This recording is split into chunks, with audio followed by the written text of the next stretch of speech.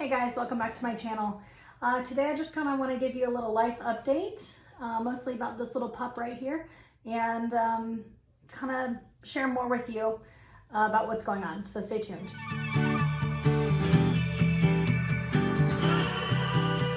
Hit the subscribe button down below, hit the notification bell right next to the subscribe button so you don't miss any of my future content, and hit the like button for this video if you want to see more content like it.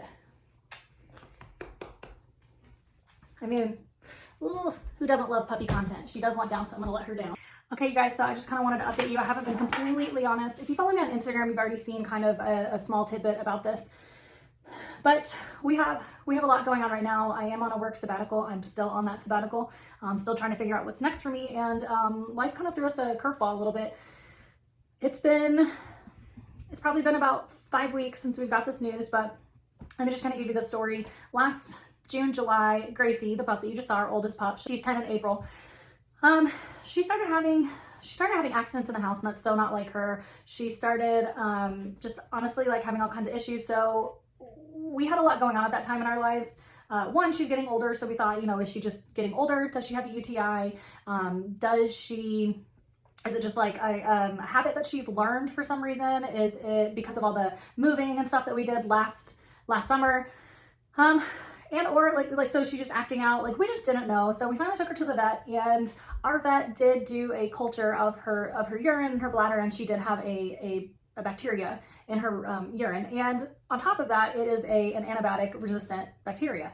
Phenomenal. So she went through multiple rounds of antibiotics, really strong antibiotics. She took it like a champ, and we did see her stop. She stopped having accidents in the house. She stopped having to go out as often, but it was still more often than she used to. Again, is she just getting older? You know, we don't know. She's our first fur baby, and she's our first dog to like grow old.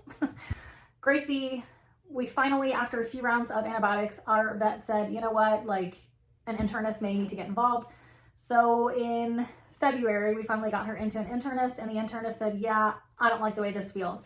Her lymph nodes were swollen in her back lymph nodes. I think they're called the linguinal lymph nodes, and they're back near her like bladder and all that. And so of course we could see it, and it was growing on the outside. Take her to the internist. Of course, she does all the tests. It's like spare no expense. This is our baby. We don't have kids. And so they did all the tests, and it came back that yes, it's cancer. Did it originate in the lymph nodes? Is this a secondary? Did it already metastasize? All these scary words, scary thoughts, all that. So we take her to an oncologist, you know, a dog oncologist. And we always said we wouldn't do this, but we had never had a dog. So we take her to the oncologist, and they do, I mean, it's a day of testing. And of course, yes, it is cancer. It has spread to her lungs. There's a nodule on her lungs.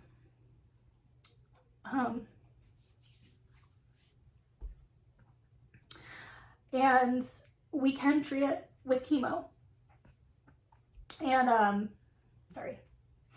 No, I'm not sorry. That's my baby. So we can treat it with chemo. She has less than 6 months to live. That was in like March, I believe, February, March.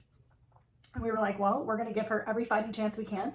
And so we started chemo with her last week. It's like 20 to 25% of dogs that go through chemo have a terrible reaction to it. And about 20% of that, possibly 25%, it's like mild reactions.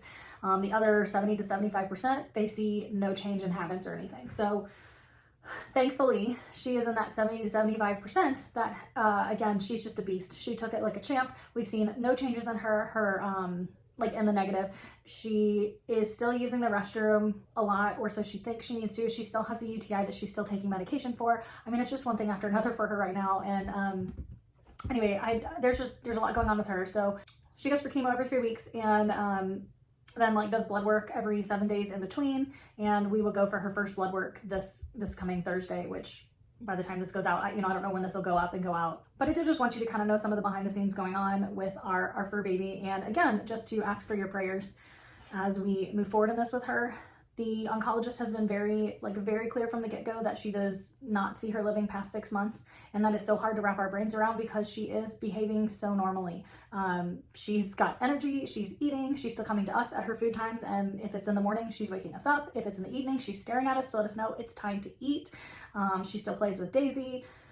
The lymph nodes are still swollen, but they kind of like wax and wane with, you know, getting bigger and getting smaller. We had them do another x-ray at her first chemo appointment this last week, which was an all-day experience. And the nodule had grown just a little bit, but it had not spread anymore. So now we've done the chemo, and the chemo is just in hopes of giving her quality of life for her last months. I mean, sometimes doctors are wrong, right? And maybe she's the dog that beats the odds. I'm holding out hope for that, but I am not putting all my eggs in that basket because I need to remember that I need to keep my brain wrapped around reality so that I'm not false hopes in anything. So they said 6 months, so that puts us like towards the end of the year. Our goal for our dogs always is to live quality of life. It doesn't necessarily have to be quantity. Of course, we would want both. It's just, again, I just wanted you guys to know kind of what's going on behind the scenes. Ask for your prayers for her, that she does continue to have quality of life.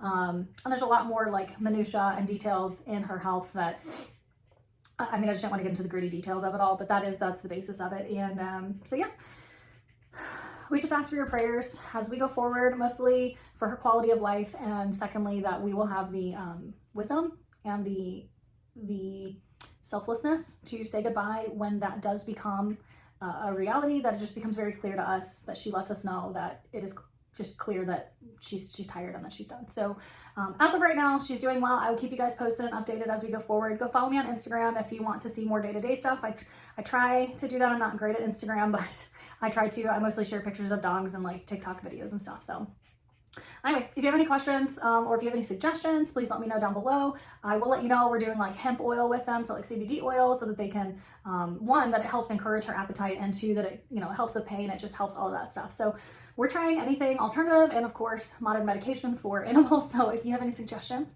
let us know down below. I appreciate it. I appreciate your prayers. And again, if you have anything that you need prayed for, please let me know down in the comments below, or you can private message me on Instagram. Again, you don't even have to put specifics. God knows the specificity of what you're looking for in your prayers. So I appreciate you guys, and have a great day.